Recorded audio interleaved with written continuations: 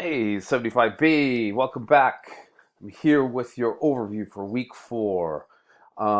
It looks like a lot. Look, you got to see all my texts there. Um, there are a few videos to watch, but the reading isn't that much. But we are kind of ramping a few other things. Uh, so this week we'll be talking about Abraham Kahan, a fiction writer from the late 1800s New York area. Short story called The Imported Bridegroom. You will also be looking at the very widely known and famous short story by Charlotte Perkins Gilman, The Yellow Wallpaper. Most people remember vividly if they have read this one or not, because it doesn't feel or read like anything else. It's real classic, and it pushes literature into new spaces, and I've kind of like alluded to that right here. Dark romanticism, or the Gothic, if we wanted to call it that. There are subtle differences in definition, but I'm not going to really be too picky about that right now. So, looking for coming up Wednesday, you're going to be reading the PDF of The Imported Bridegroom, and you'll also post your comment before 11:59 on Wednesday. Notice for Saturday, you'll be reading Charlotte Perkins Gilman, and you'll do your 2 replies on 2 different comments on discussion 4. Now, we'll just jump into some of those other things. What I recommend you do first is to look at my video lecture on Abraham Kahan and Jewish American culture. Then a quick introduction to Judaism. If you're not super familiar with Judaism, even if you are, I think this is a really good kind of refresher about it.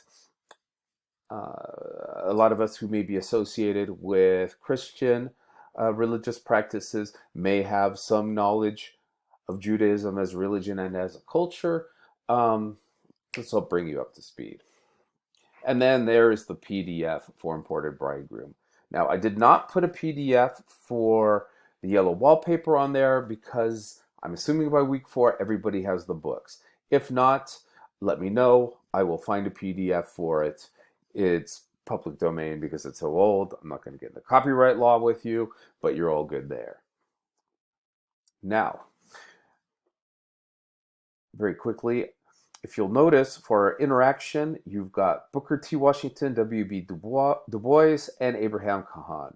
So as soon as you read the Abraham Kahan story, you'll be able to talk about what you need to talk about in your discussion.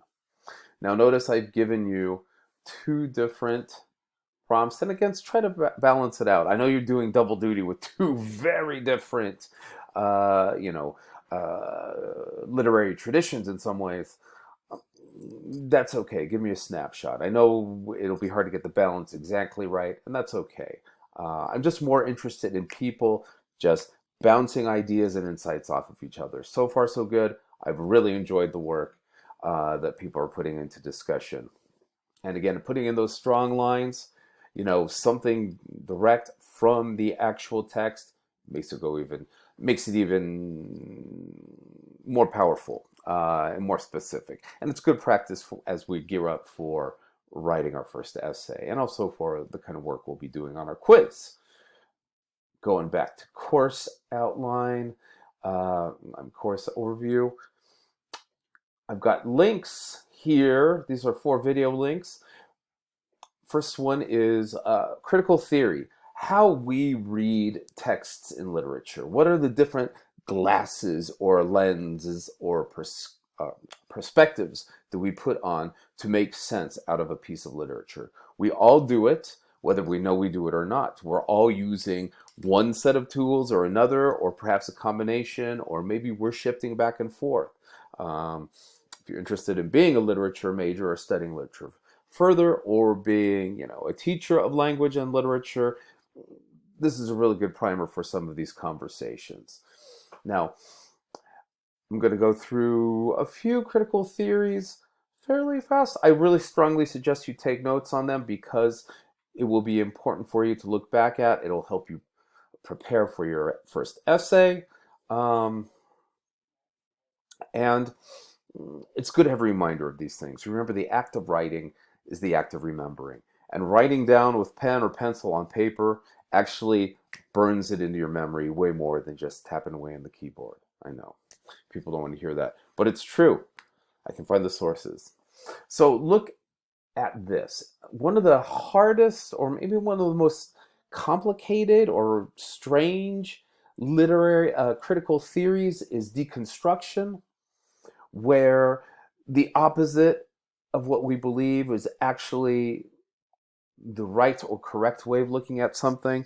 And it's a little weird to see in the abstract, but you kind of make the argument that the person who does not have the power in the story or in the poem actually is the person with the most power. You take whatever the power relationship is, or whatever the hierarchy is, and you reverse it. Now, what does that mean exactly? I've given you two really fun pop culture examples. The first one is the Joker, not Batman, is the real hero in Dark Knight. It's pretty fun. The second one, much funnier, but if you've been watching Cobra Kai, if you're familiar with Karate Kid, way back in the day, this other little clip is all about Danny LaRusso being the real bully in the Karate Kid instead of Johnny, sweep the leg Johnny. Anyway, they're both really fun. I think it's a great way to kind of get your hands onto that theory, make it make sense. After that, we jump back into critical theory. We're going to finish off my notes on that, and then you'll get some background on Charlotte Perkins Gilman. Fascinating figure. I'm not even go on. I could say so much more. Finally, I've also put into week 4 our assignment sheet. And notice I've got our deadlines right up here. Suggest you put them down in your calendar or your planner. And here's the topic. Choose 1 or 2 selections that are listed on the syllabus in weeks 1 through 5 and write an analytical essay. 3 to 4 pages, 1,000 words, 6 to 7 paragraphs. Look at recurring images, important themes, the techniques of the writer. And I've given you quite a few themes here. Sometimes people look at these themes and think, wow, how do I turn that into an analytical essay? When you think about these themes that we've discussed, think about how they relate to the readings that we've done so far. Or you might want to think about 2 readings that you think really go together for some reason, or are very opposite, or really approach a theme or an idea or philosophy, a way of living or thinking from very different perspectives. And I've got some really important notes here about structure and checklist. Going beyond class notes and discussion is great. I mean, I love hearing myself speak, but it's important for you to come up with your own insights. As we get a little bit closer, I'm going to show you some example essays so we kind of have a better grip on that. I also really want you to make sure that you've got a thesis statement that is clear and detailed, but more importantly, well, no, I can't say more importantly, using literary concepts and terms is going to be very, very important. This is not a huge list. I kind of assume by the time people get into, the lit surveys that they've got a pretty good tool belt. If you're feeling a little bit lost for terms, let me know. I'll be glad to help you out. The triac structure for body paragraphs, or we could call it TIA if we use a shorter version. How many of you guys know how to do it? Raise your hand.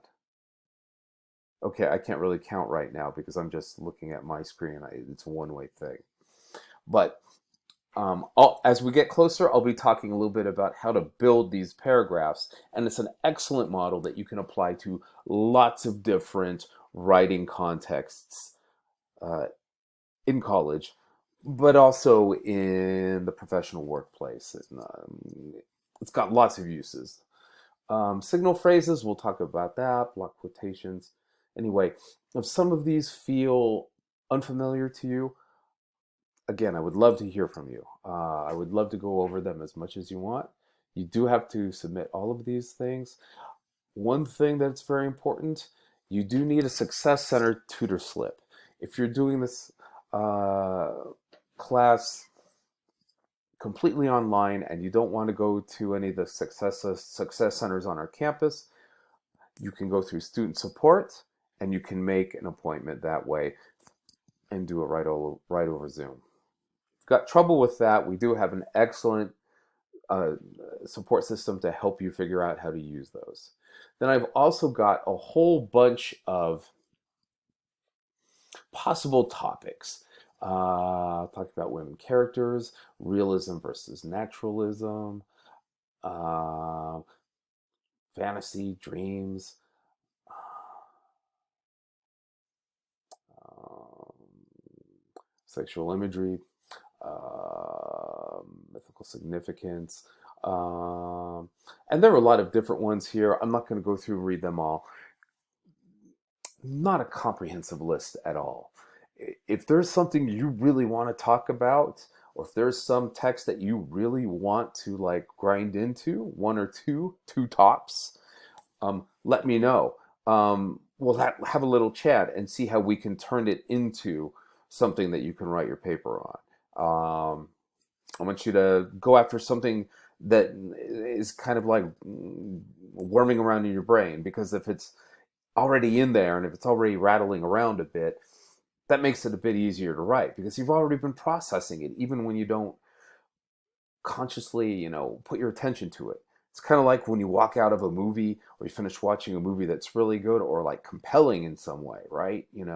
Um, you'll be doing other things throughout your days. You'll be buying cat food, or you'll be lifting weights, or you'll be doing whatever you do. And suddenly that movie or some idea about it pops into your head. You're still processing it. Hopefully you're getting that kind of feeling with some of the literature that we're reading. I mean, that's really my ideal.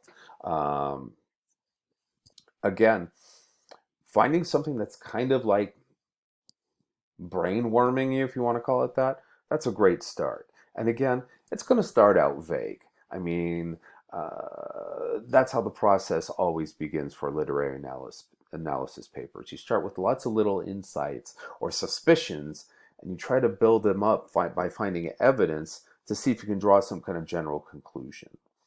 And again, we're going to be taking this every step of the way. I put a lot of writing process into literary analysis essays in my literature classes because it's a fairly specialized kind of writing, kind of argumentative writing or persuasive writing, and it's all about interpretation. There's no such thing as a right or wrong interpretation. I mean, it's an interpretation, it's not a fact. But there is such a thing as a well-supported interpretation or a poorly supported interpretation. And we're going to talk a little bit about that in the coming weeks too. I know it sounds like a lot, but we're taking it in baby steps. I hope you're enjoying the reading so far. I'm really enjoying your discussions. Don't be a stranger. Hit me up in my Zoom advice hours on Remind, Canvas inbox. I'd love to hear from you.